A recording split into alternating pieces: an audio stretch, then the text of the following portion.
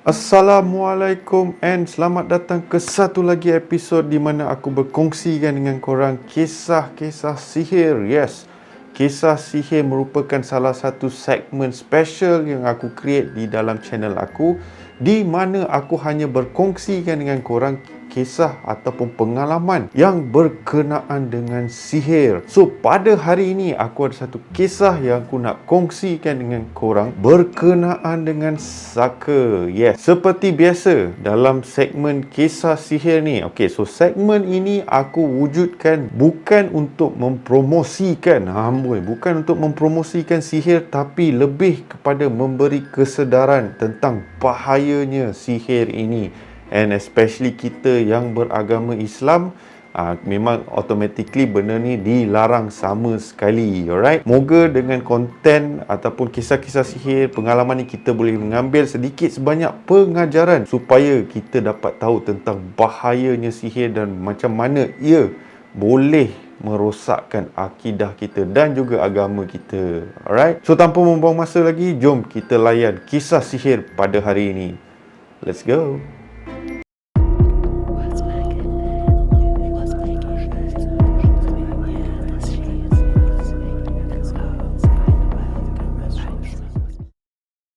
Saka. Yes, saka ia adalah satu benda yang amat sinonim dengan orang kita. Okay, tapi ia adalah bukan satu benda yang patut diamalkan lah. Alright, so what happen is that saka ni orang dulu-dulu lah, orang dulu lama jauh lah kan, kira time British lah, time Jepun semua tu lah. So orang dulu-dulu diorang selalu kira macam menggunakan saka kira macam sebagai benda yang macam security, right, tenaga dan banyak lagi lah. Tapi hakikatnya, yes, hakikatnya saka ni dia tak lain dan tak bukan adalah makhluk yang gaib. Dengan kata lain, jin lah, alright. So, kira kita menggunakan jin untuk membantu kita dalam kerja-kerja harian kita. Okay, macam sawah, menyawah ke apa benda. Tak kira lah apa sekalipun, kita menggunakan pertolongan jin untuk membuat kerja-kerja tersebut.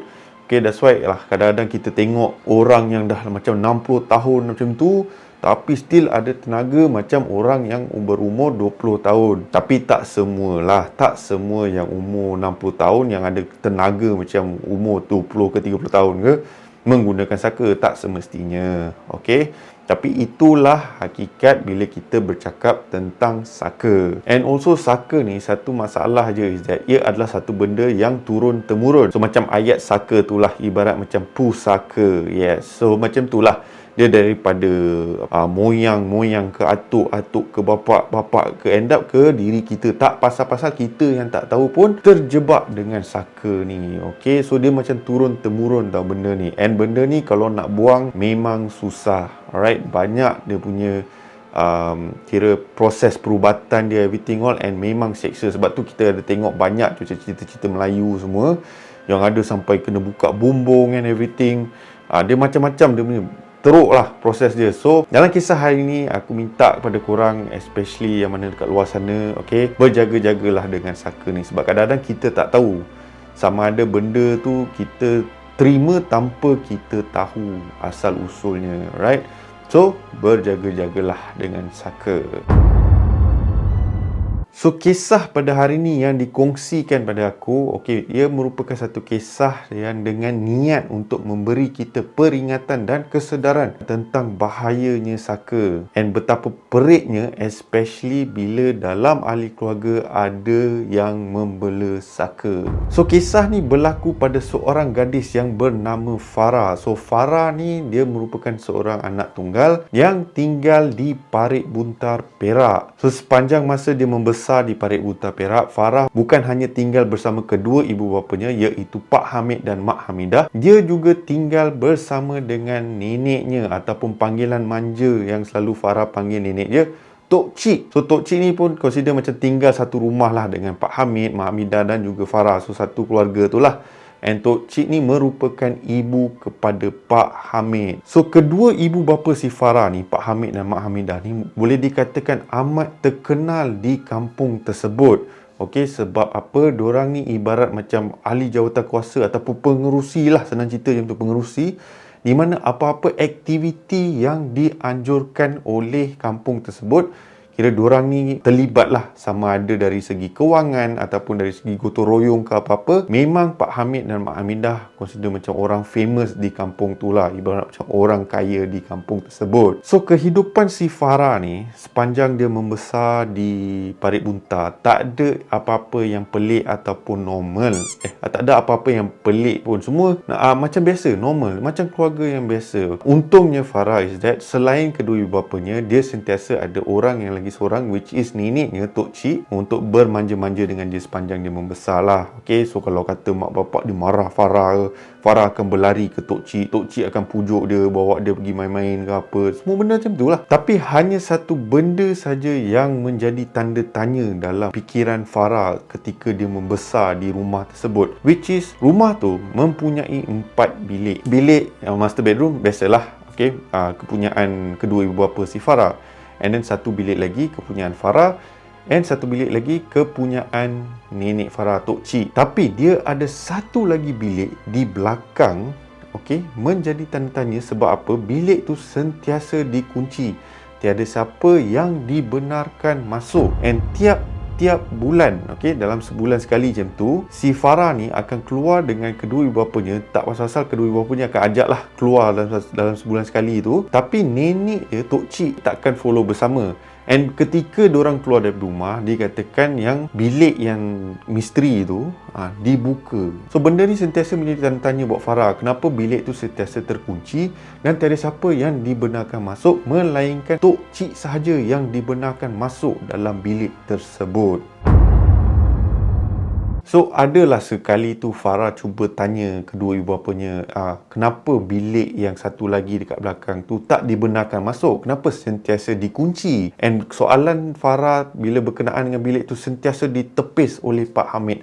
Dia kata, itu hal orang dewasa, kau tak payah masuk campur. Itu bilik nenek kau punya, alright? Kau jangan tanya, kau jangan buka mulut pasal bilik tersebut, dan jangan kau cuba dekati bilik tersebut. So Farah macam pelik lah, kenapa bilik tu tak boleh masuk? Ada apa yang special sangat dalam bilik tu? So ibu kepada Farah, Mak Hamidah, akan cakap lah, itu banyak barang kemas Tok Cik dekat dalam tu. Takut kalau rosak ke apa-apa, benda tu amat berharga bagi Tok Cik. Sebab Tok Cik ni merupakan seorang tarian kebudayaan pada waktu dia kira time muda-muda dululah. So apa-apa tarian kebudayaan yang dianjurkan, Tok Cik akan pergi dan menari-nari semua. And bukan hanya di Malaysia, okay, sampai ke luar negara, mempromosikan adat dan budaya kita. So selepas dah terbiasa dengan kehidupan macam tu, so memang dah jadi macam rutin, okay. Bilik tu memang dah tak boleh masuk, tak boleh nak cakap apa-apa pasal bilik tu.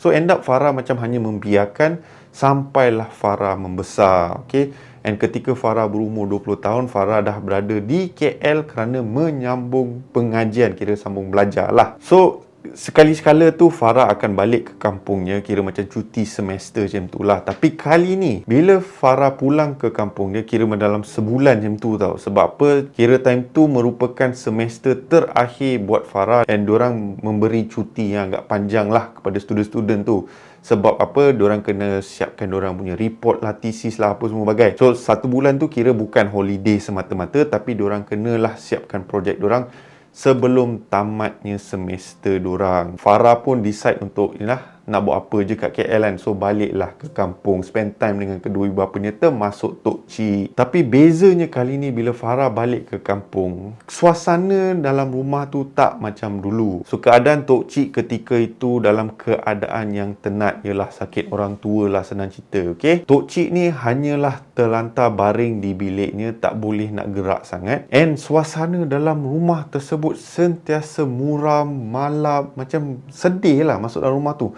And walaupun di waktu siang, TV semua buka, keadaan suasana dalam rumah tersebut still terasa macam, macam aku cakap tadi, muram, sedih, macam awan kegelapan macam tu tau. So yang menyedihkan lagi, Tok Cik macam aku cakap tadi hanya berbaring di atas katil.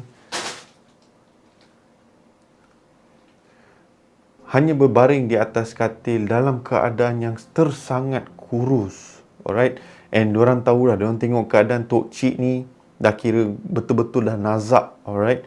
And diorang hanya menunggu masa yang bakal tiba yang boleh dikatakan amat menyedihkan buat ahli keluarga Pak Hamid. So, nak dijadikan cerita sepanjang Farah berada di dalam rumah tersebut.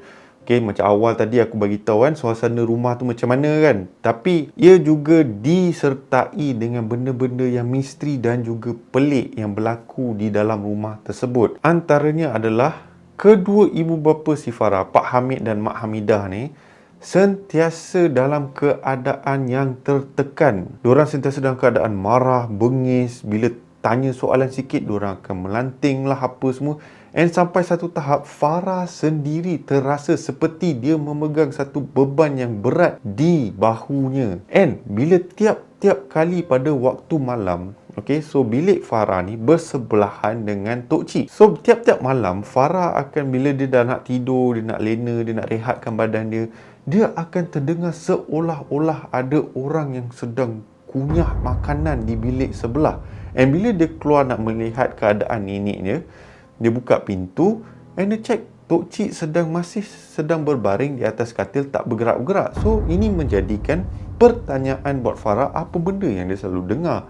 Dia selalu dengar seperti ada orang yang tengah makan tapi tak ada orang pun makan dalam rumah tu. And sekali-sekala dia akan terdengar seolah-olah ada orang yang sedang berjalan-jalan di atas bumbung rumah mereka. So, memang banyaklah insiden-insiden yang tak masuk akal buat Farah. And bila ditanyakan soalan ni kepada Pak Hamid akan tepis semua soalan tu. Kata tak ada apa-apa, Farah, kau ni hanya fikir bukan-bukan. Itu semua hanyalah khayalan si Farah, ialah sebab penat belajar ke apa benda. So, Pak Hamid hanya beritahu benda semua jangan dilayan, just fokus apa yang Farah patut buat, which is dia punya thesis dan report lah. Tapi Farah pun terfikir, macam mana nak fokus kalau tiap-tiap malam benda ni berlaku? And also adalah insiden-insiden yang lebih pelik, which is di mana Farah ni memang kenal lah kedua bapa dia. And macam aku cakap pada awal tadi itu, kedua ibu bapa dia boleh dikatakan amat terkenal di kampung tersebut. So tak heran lah bila ada tetamu yang datang rumah ataupun orang-orang kampung akan minta pendapat ataupun nasihat daripada Pak Hamid, dan Pak Hamid akan membantulah sebaik yang boleh. And selalunya kalau tetamu yang datang ke rumah Pak Hamid akan selalu pelawa masuk ke rumah, minum secawan teh dulu ke kan, ataupun Nescafe ke apa air yang diadakan. And Mak Hamidah akan menyediakan kira macam minuman petang, makan-makan petang yang tu. Yalah, perbincangan diorang bukan hanya mengambil masa 10-20 minit tapi kadang-kadang sejam lebih tau. Okay, sebab yalah, Pak Hamid memang orang yang senang bercakap. Okay, dia akan bergaul and then dia akan buat lawak lah apa benda semua. So memang Pak Hamid seorang yang ceria tau bila tetamu-tetamu dia datang ke rumah. Tapi kali ni si Farah perasan apa-apa perbincangan atau perjumpaan diorang sentiasa berlaku di luar pagar dan hanya mengambil masa kurang daripada 10 minit. So Farah pun pelik, kenapa semua kawan-kawan ayah ni sembang dekat luar, tak masuk dalam. So pada satu hari ni, okay, sebab dah selalu tengok benda-benda macam ni berlaku kan, so Farah pun macam nak tanyalah pada ayah apa benda sebenarnya yang tengah berlaku ni kan. Farah pun approach bapak dia and tanyalah pada Pak Hamid, Papa, kenapa selalunya kalau tetamu datang rumah, semua perbincangan yang berlaku di luar pagar rumah? Kenapa tak jemput tetamu masuk dalam? Kan selalu Papa akan jemput tetamu masuk dalam, minum air ataupun makan-makan sikit. Tapi sekarang ni Farah tengok kesemua tetamu Papa hanya ada di luar pagar. And selalu perjumpaan Papa lama. Kenapa? Apa yang dah terjadi Papa? Kata si Farah kepada Pak Hamid. And ketika soalan itu ditujukan pada Pak Hamid, raut wajah Pak Hamid berubah daripada biasa menjadi bengis. Dia menjadi bengis dan dia pandang Farah. Hey Farah, Papa tak suka kamu tanya soalan macam ni. Banyak kali Papa dah cakap ya, hal urusan Papa jangan masuk campur. Soalan kamu ni dah buat Papa bad mood. So macam mana sekarang ni? Orange juice mana? Kita tengah santai dekat luar, orange juice pun tak ada. Mama mana? Pergi panggil mama kamu. Sediakan Papa orange juice satu. Boy, dah macam drama Melayu. So macam itulah lebih kurangnya dialog bersama Pak Hamid dengan si Farah ni. Especially, yalah, Farah sekarang dah berumur 20 tahun. And so obviously benda-benda yang pelik, dan sepanjang masa Farah membesar dekat rumah tu, dia perhatikan segala gerak-geri mak bapak dia. okey, segala benda yang berlaku dalam rumah tersebut. So obviously benda perubahan macam ni akan buat tanda tanya pada Farah lah, kenapa tiba-tiba perubahan jadi macam ni. And si Farah ni hanya bertanyakan soalan tu sebab dia hanya nak tahu kepastian dan hanya nak tahu sebab berlakunya perubahan tersebut. Tapi bagi Pak Hamid, tak tahu kenapa dia terlalu sensitif pasal isu ni, and dia tak nak bagi tahu si Farah ni apa yang tengah berlaku dalam rumah tersebut. So tadi aku dah cakap yang keadaan rumah ni sentiasa muram, malap dan semua kan. Keadaan rumah tersebut ibarat macam memberi tekanan kepada Pak Hamid, Mak Hamidah, and sekarang bila Farah dah duduk dalam rumah tu, Farah pun terasa beban yang sama. So sekali-sekala tu Farah akan kira macam ajak lah kedua ibu bapa dia keluar makan malam ke apa ke, just sekadar jalan-jalan dekat luar, dekat kawasan perkampungan tu. Tapi yang peliknya, tiap kali bila diorang bertiga keluar daripada kawasan perumahan diorang, tiba-tiba mood diorang akan menjadi ceria. Diorang akan start bersembang, berlawak and everything all. Tapi selepas selesai apa-apa aktiviti yang di luar rumah, bila diorang pulang ke rumah tersebut, semua dah jadi macam keadaan asal. Okay, keadaan asal which is muka muram lah, ibarat macam banyak tekanan lah, stres lah. Si Farah pun tak pasal-pasal rasa seperti dunia di atas bahu dia. Bagi Farah, benda ni semua memang perkara yang pelik dan aneh yang tengah berlaku dalam rumah tersebut. So, hari yang menyedihkan akhirnya tiba di seisi rumah keluarga Farah. Tok Cik yang tercinta akhirnya meninggal dunia. Selepas lama terlantar sakit, Tok Cik pun akhirnya meninggal dunia.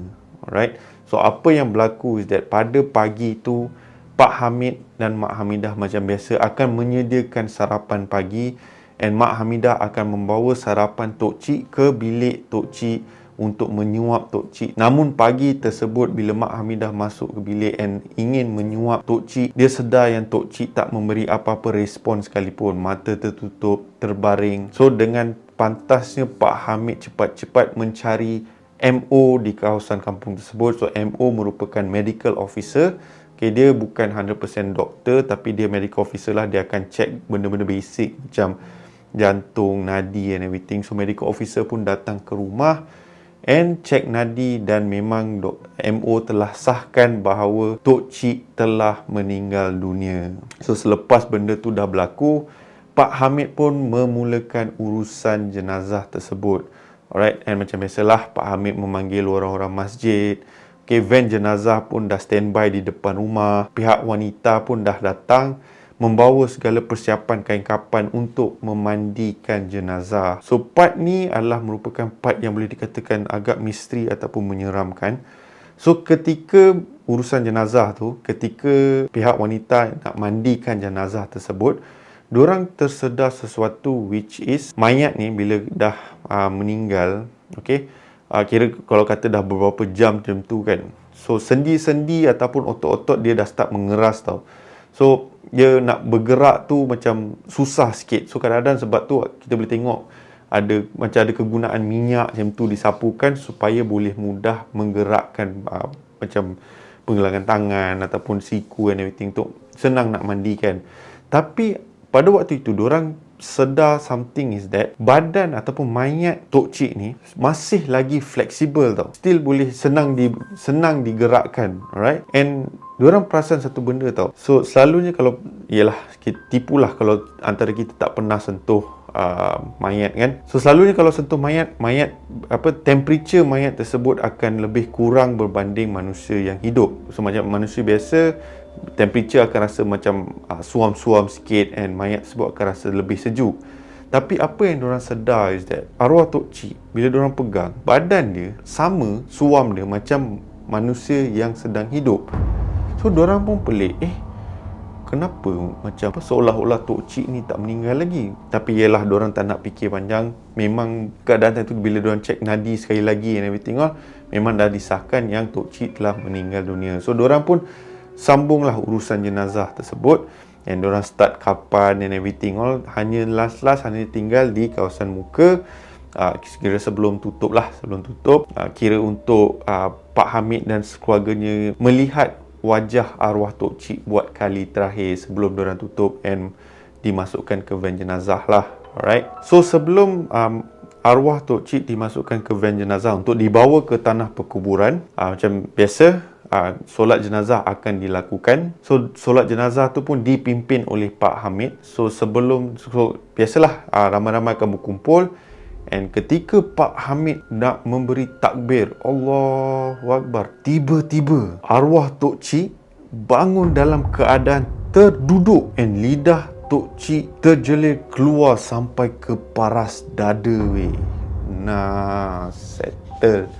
So semua sesiapa yang ada dekat situ yang mana iman tak kuat pada waktu itu lari lintang pukang, and especially budak-budak kecil yang berada di kawasan tersebut menangis-nangis kerana ketakutan. So Pak Hamid dan keluarganya terkejutlah dengan apa yang berlaku, and tiba-tiba Tok Cik yang yang dah bangun tadi tu memandang ke arah Pak Hamid and kata, Hamid, kau buat apa ni? Aku belum mati lagi Itulah yang dicakap oleh arwah Tok Cik yang sekarang ni bukan arwah. Sampai macam tu. Huru-hara lah time tu kan. And ustaz yang ada dekat situ pun pelik dan terkejut. And tak pernah seumur hidup dia insiden macam ni berlaku. So diorang pun pelik. MO tadi kata datang cek nadi everything all, dah disahkan meninggal. Macam mana boleh hidup balik? Kan? So semua orang pelik lah. So MO tersebut dipanggil untuk cek nadi. So MO nak cek nadi, dia pun takut-takut gak lah dengan lidah terkeluar tergantung macam tu, and nak kena cek nadi pula, takut lah kan member kan. Tapi yelah, Tok Cik tak memberi apa-apa reaksi terhadap MO tersebut. Dia hanya membiarkan MO tersebut melakukan apa yang patut dilakukan. So MO tersebut pun cek lah nadi Tok Cik, and bila cek, dia dapat kesan ada denyutan jantung. So MO dah jam, tadi time aku cek tak ada, macam mana pula boleh tiba-tiba ada? So dah pelik lah. Alright. So akhirnya Pak Hamid dan keluarga membawa Tok Cik pergi ke hospital berdekatan untuk cek dengan lebih mendalam lah. So doktor tersebut pun, disebabkan kes ni kes special, so automatically cepat-cepat Tok Cik diberikan priority kan, untuk dicek dahulu kan. Yang lain semua tunggu dulu kan, Tok Cik cek dulu. Yelah, mayat hidup balik kan. Mayat hidup balik kan. So kau jangan main-main. So Tok Cik pun dibawa ke bilik pemeriksaan untuk cek segalalah dari segi nadi, jantung dan segala organ-organ di dalamnya untuk tengok sama ada masih berfungsi atau tidak. And apa yang mengejutkan is that segala organ-organ di dalam badan Tok Cik masih berfungsi, and lebih teruk, doktor sampai cakap organ dia berfungsi seolah-olah dia ni orang muda kan. Tak nampak pun apa-apa kesan. So obviously doktor pun panggil MO lah, dipersoalkan sebab yelah MO tersebut dah sahkan Tok Cik dah meninggal, and rupanya Tok Cik tak meninggal lagi rupanya. So mungkin ada kesilapan yang tak disedari lah. So macam-macam lah dipersoalkan, and doktor pun perbetulkan balik posisi lidah tersebut, sebab lidah ni ibarat macam otot kan. So dah betulkan balik everything all. So Tok Cik pun dilepaskan balik ke rumah. Tapi kali ni bila Tok Cik dah dibenarkan pulang ke rumah, suasana dalam rumah berubah entirely. Kali ni ia berlainan gila tau. Alright. Sebab apa? Tok Cik yang ketika Farah sampai ke rumah tu, time awal-awal cuti tu, Tok Cik dalam keadaan yang tenat, dalam keadaan yang nazak, terbaring di atas katil.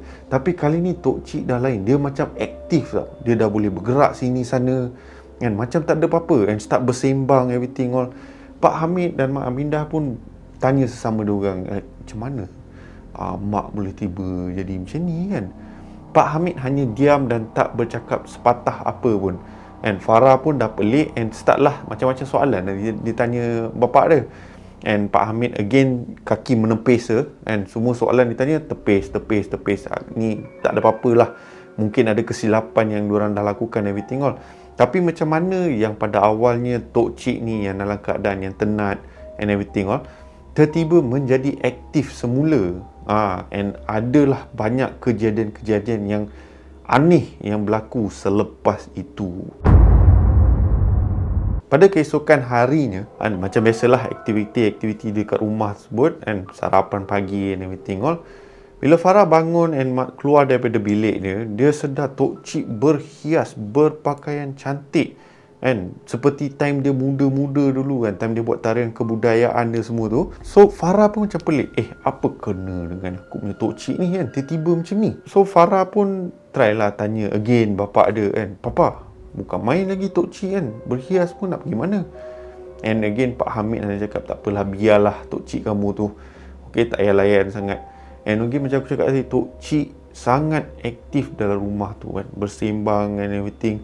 Tanya Pak Hamid ni, kamu tak keluar ke kan? Tok cik pun keluar ke kawasan rumah, start buat tanaman-tanaman dia kan, siram pokok bunga semua bagai. Tapi ada satu perangai pelik yang Farah perasan sepanjang tok cik dah start aktif balik tau. Farah perasan yang tiap kali dekat-dekat nak maghrib macam tu, tok cik akan masuk ke bilik terlarang.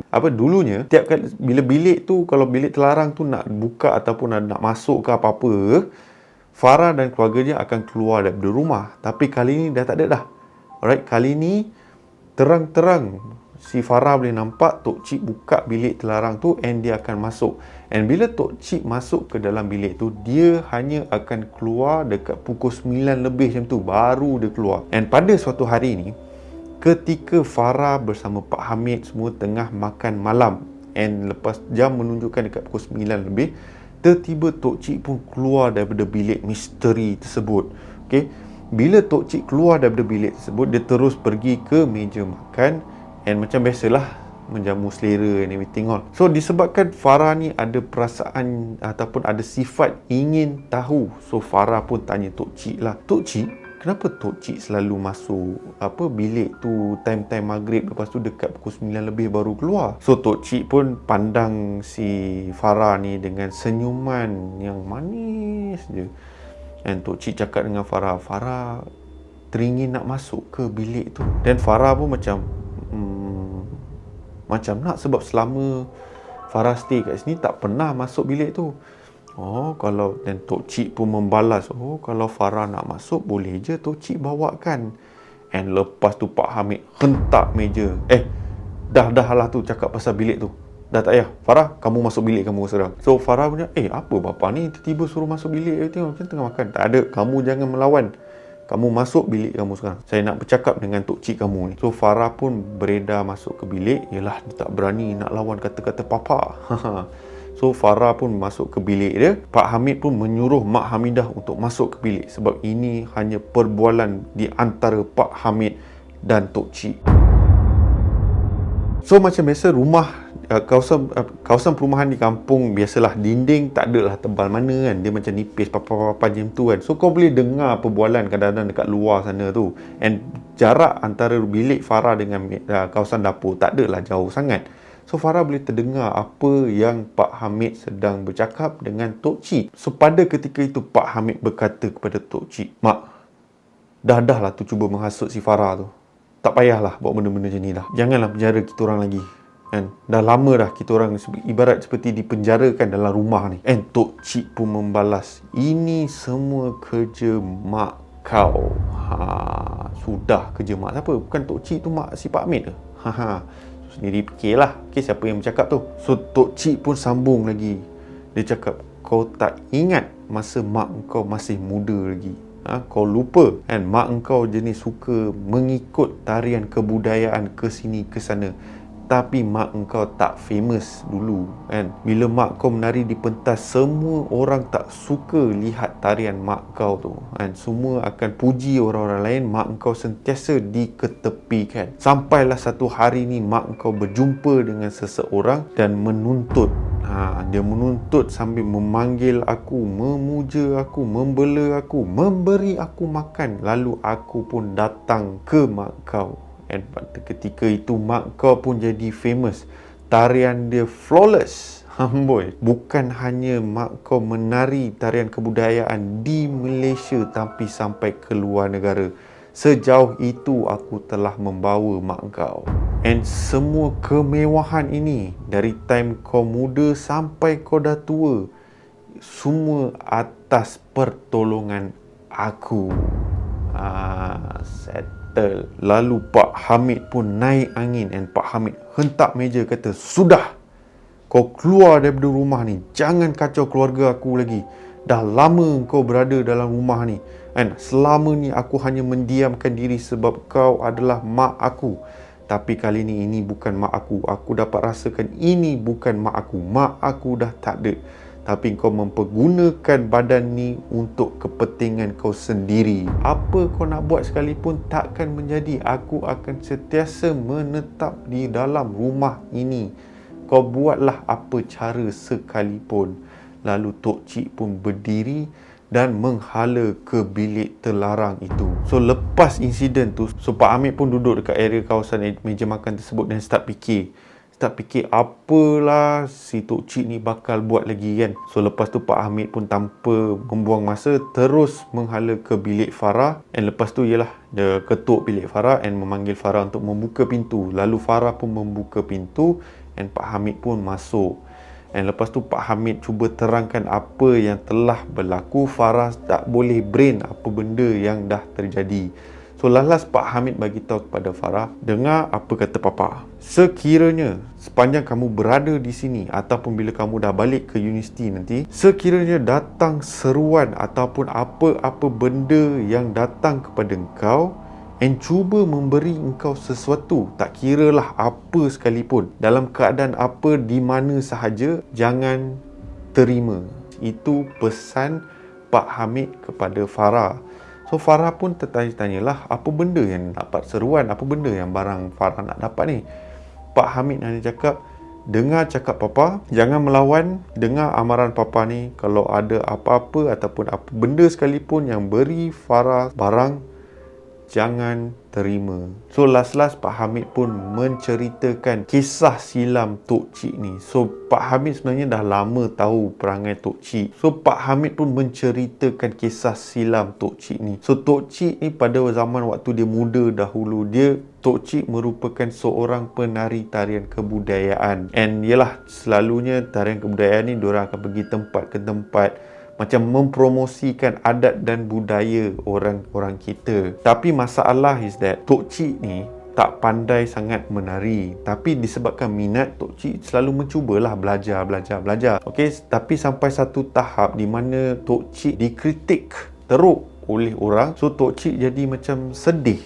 Last Tok Cik mengambil cara mudah dengan berdamping dengan sesuatu. Berdamping dengan sesuatu sampai menyebabkan Tok Cik consider hebat menari. Menari tarian kebudayaan lah, bukan menari apa pun. Sampai level dia, sampai ke luar negara tau. Bukan hanya di Malaysia sahaja. And Tok Cik sentiasa dipuji, sentiasa dipanggil untuk mengajar and everything all. So dari situ Tok Cik membina kemewahan keluarga si Pak Hamid ni. So that's why dekat perkampungan tersebut, Pak Hamid ni boleh dikatakan amat famous, dikenali oleh orang-orang ramai disebabkan Tok Cik.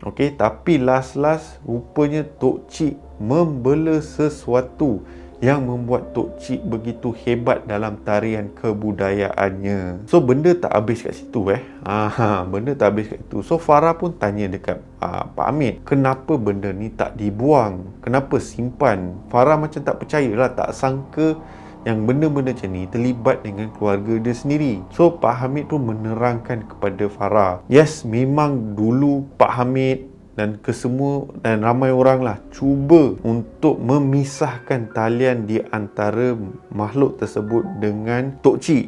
Tapi sentiasa ada halangan.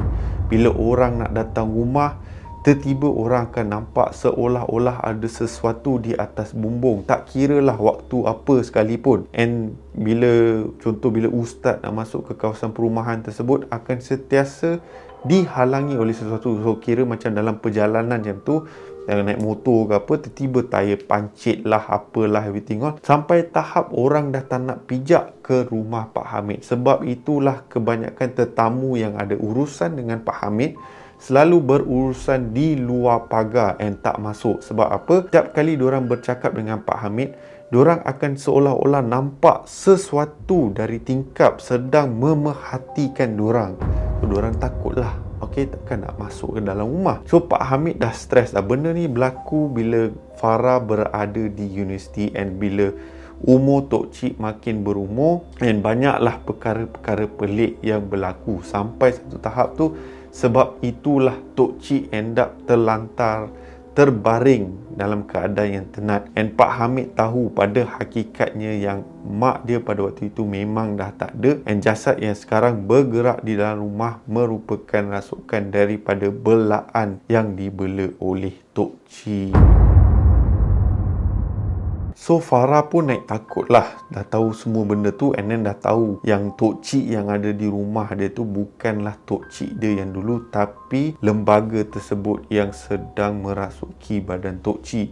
So Pak Hamid tengah fikir macam mana cara nak uruskan benda ni, dalam keadaan yang normal lah, right? So Pak Hamid hanya bagi tahu kepada Farah, ingat pesan Papa, sekiranya kamu diberi apa-apa sekalipun jangan terima, and make sure that tiap kali sebelum kamu tidur, kamu bacalah doa-doa tersebut supaya kamu dilindungi daripada apa-apa ancaman. So Pak Hamid pun selepas dah terangkan semua benda tu, so Pak Hamid pun tinggal keluar daripada bilik Farah, bagi tahu Farah sekali lagi supaya ingat pesanan Pak Hamid. Pada malam itu, selepas semua benda, semua insiden-insiden tu dah berlaku, Farah pun masuk tidur. And dalam tidur si Farah bermimpi berada di satu kawasan yang bagi dia pelik and macam bukan kawasan yang dia biasa pergi tau. And then tengah dia berada di kawasan tersebut, tiba-tiba dia ternampak seorang wanita muda yang berjalan ke arah si Farah. So bila makin dekat, wanita tersebut nampak macam lebih kurang umur si Farah tau.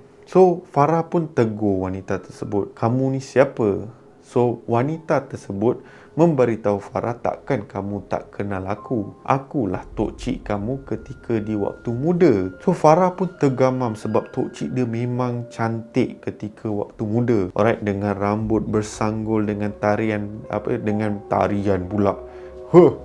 So dengan pakaian tarian kebudayaan tu and semua everything all traditional lah, pakaian traditional everything all. So memang Farah nampak dalam mimpi tu memang seorang wanita yang cantik. So wanita tersebut bagi tahu Farah yang aku ada hadiah untuk kau Farah.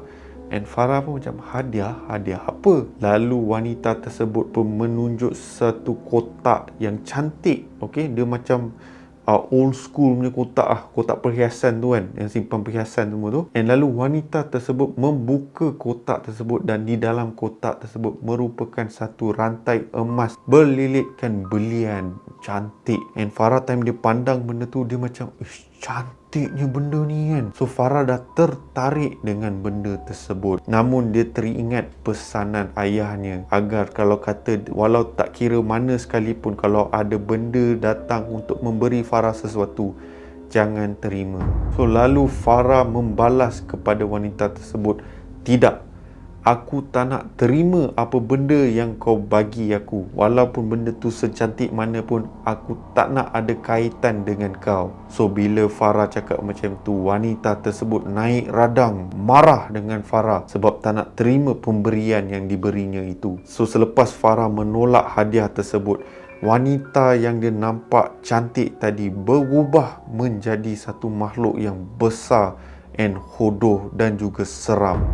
Farah sampai satu tahap dia sampai menjerit-jerit di dalam mimpi dia sebab tak boleh nak handle. Tiba-tiba tak boleh nak handle kehodohan makhluk tersebut. So makhluk tersebut memberitahu Farah, Farah, segala benda yang kau dapat dan kau rasai sampai ke hari ini adalah sebab aku.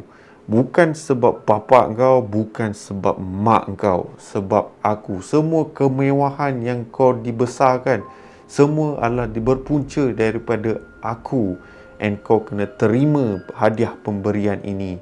Farah cakap, tidak, aku tak nak apa-apa hadiah daripada kau. Segala kemewahan dan segala rezeki datang daripada Allah dan dengan izin Allah. Namun selepas Farah berkata begitu, makhluk tersebut berasa begitu marah dan cuba mencederakan Farah di dalam mimpi. Tapi apabila makhluk tersebut cuba mendekati Farah, Farah seolah-olah dilindungi oleh sesuatu cahaya, and makhluk tersebut berada di dalam kesakitan.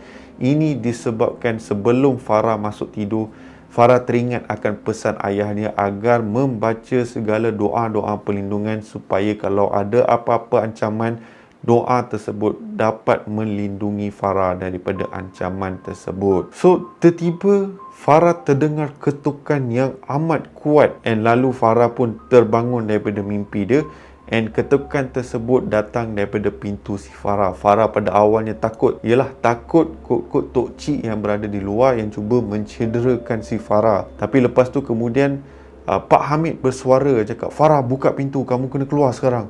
So Farah pun meluru ke arah pintu and membuka pintu and melihat ayah dia sedang berdiri di depan pintu tersebut. So apabila Farah keluar, Farah pun melihat kekecohan yang berada di luar. Dia nampak Tok Cik berada di luar sedang meraung dalam kesakitan, and bilik yang terlarang tadi itu pintu terbuka luas. And pada ketika itulah Farah pada pertama kalinya melihat bilik tersebut dari luar. And walaupun Farah tak masuk ke dalam bilik tersebut, Farah dapat membau seolah-olah ada bau yang teramat busuk datang daripada bilik tersebut. Dan dari jauh Farah dapat melihat seolah-olah atas lantai, atas meja ada makanan-makanan yang dah basi, daging yang dah basi, and keadaan bilik tersebut teramatlah kotor.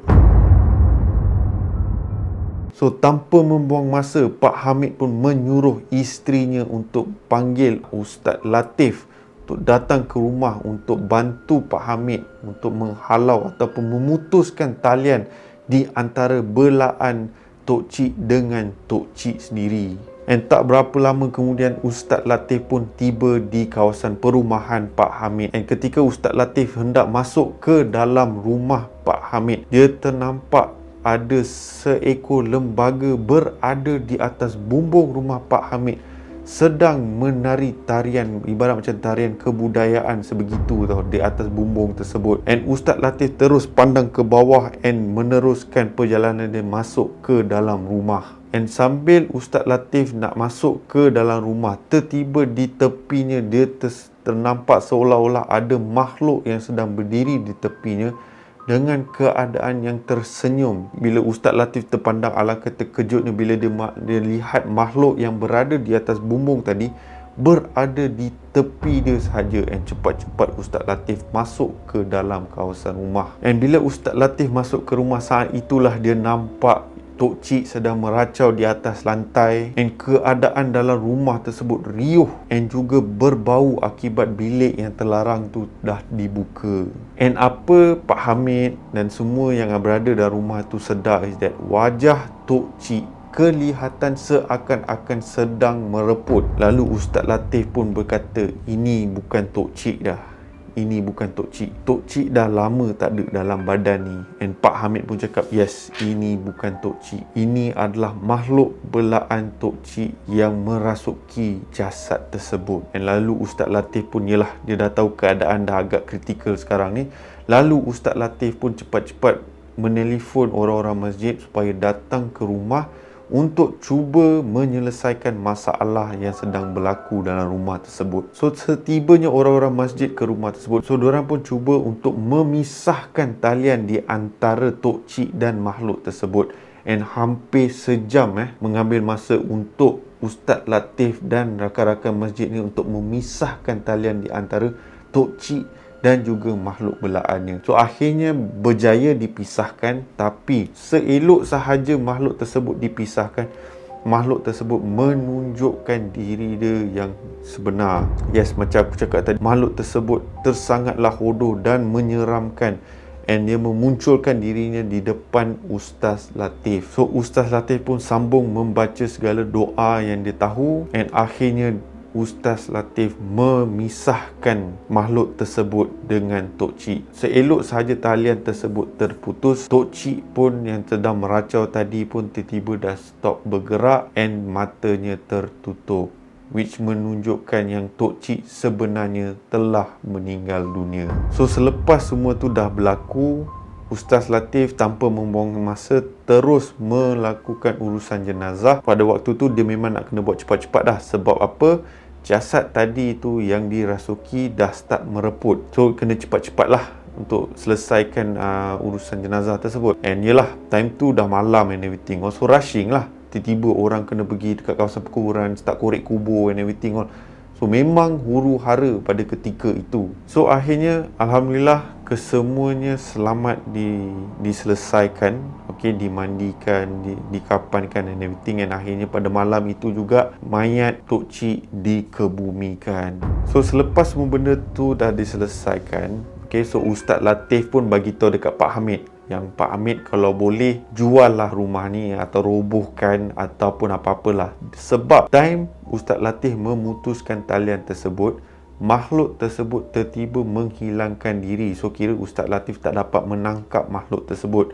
So boleh dikatakan yang makhluk tersebut berada di perkarangan rumah. Ustaz Latif menasihati Pak Hamid either sama ada merobohkan ataupun membersihkan kawasan tersebut supaya makhluk tersebut tak mengganggu keluarga Pak Hamid. Sebab sekarang makhluk tersebut dah tak bertuan. So obviously dia akan cari mangsa-mangsa yang lain untuk bertuan. So akhirnya Pak Hamid pun fikir-fikir, akhirnya dia decide untuk jual rumah tersebut, and Pak Hamid berpindah ke luar Parit Buntar. Sebab apa? Ialah image Pak Hamid dah consider dah jadi teruk lah. Okey, selepas apa insiden yang dah berlaku, semua dah tahu apa yang arwah Tok Cik dah lakukan. Pak Hamid dah malu dengan keadaan tersebut. So Pak Hamid decide untuk tak nak tinggal di kawasan perkampungan tersebut and nak keluar daripada situ. Namun walaupun Pak Hamid cuba menjual rumah tersebut, tiada sesiapa yang ingin membeli. Dah rumah tu menjadi rumah yang terbiar, and Pak Hamid dah tak kira lah, lantak pergi kan. Kalau ada orang nak beli, belilah. Kalau tak ada orang nak beli, tak apalah. Pak Hamid dah tak nak tinggal di situ. So mengikut kata orang kampung yang mana yang lalu dekat kawasan perumahan Pak Hamid yang lama ni, diorang seakan-akan ternampak satu makhluk yang berada di atas bumbung and sedang menari tarian kebudayaan. Kau bayangkan tiap kali kau lalu dekat rumah tersebut, kau nampak benda tu, aku yang tengah cerita ni pun meremang bulu mendengar je babe. So kau bayangkan lah, just bayangkan korang bawa and then nampak rumah usang and then kau nampak makhluk tu cantik tengah menari semua bagai kan. And ataupun bila ada sesiapa yang lalu ke apa, diorang akan nampak makhluk tersebut bertinggik di atas pagar rumah tersebut tau. Lagilah mat, terseram kan. Kau balik malam makhluk tu tengah duduk macam tu. No, settle mat, berlari siap. Motor kalau bawa pun 18 tiang dia belasah. So end up rumah tersebut dah jadi macam kawasan hutan. Yalah, tak ada orang beli, tak ada orang yang nak stay, and tempat tu dah jadi macam seolah-olah tempat berhantu tau. And makhluk tersebut hanya berada di kawasan tersebut, and orang kampung pun dah tahu dah. Diorang tak nak pergi dekat laluan tersebut. Diorang ibarat macam diorang tutup laluan untuk melalui kawasan rumah lama Pak Hamid. Alright, so aku harap korang terhibur dengan kisah pada hari ini. So kisah sihir ni macam aku cakap tadi, kisah sihir ni bukan satu benda yang aku introduce dalam channel aku untuk mempromosi ke apa kan, tapi lebih kepada kesedaran dan juga pengajaran kepada kita semua dekat luar sana. And pengajaran yang kita boleh dapat daripada kisah hari ni is that walau apa sekalipun, janganlah kita berdamping ataupun membela benda-benda makhluk-makhluk ni untuk kepentingan diri kita sendiri. Seperti apa yang telah dilakukan oleh Tok Cik, disebabkan dia nak jadi famous, dia nak jadi tarian yang hebat dan nak dapat pujian, kemewahan dan sebagainya. Akhirnya dia berdamping dengan makhluk tersebut, which end up makhluk tersebut memakan diri dia. Dan sampai satu tahap makhluk tersebut tak boleh nak dibuang. End up makhluk tersebut mengambil alih terus rumah Pak Hamid and lala bertingkik dekat situ kan. Satu hal pula. Aku harap ia boleh menjadikan satu pengajaran kepada kita buat luar sana. Jangan mendekati sihir ataupun apa-apa yang ada kena-mengena dengan benda-benda yang terlarang ni. So aku harap korang terhibur dengan kisah pada hari ini. Korang boleh tekan butang like di bawah, and kepada korang yang masih belum subscribe ke channel aku, korang boleh tekan butang subscribe, and jangan lupa bell notification supaya mana-mana kisah aku yang aku uploadkan, korang akan diberitahu terlebih awal. Again, terima kasih kepada semua viewers aku yang sedang menonton Hey Shadows channel, and kepada semua subscribers aku mengucapkan ribuan terima kasih atas sokongan korang. Sokongan korang teramat dihargai. And macam biasa, nama aku Shadows, and by the orders of the Shadows, stay safe, stay healthy, sehingga kita berjumpa lagi di kisah sihir yang akan datang. Assalamualaikum.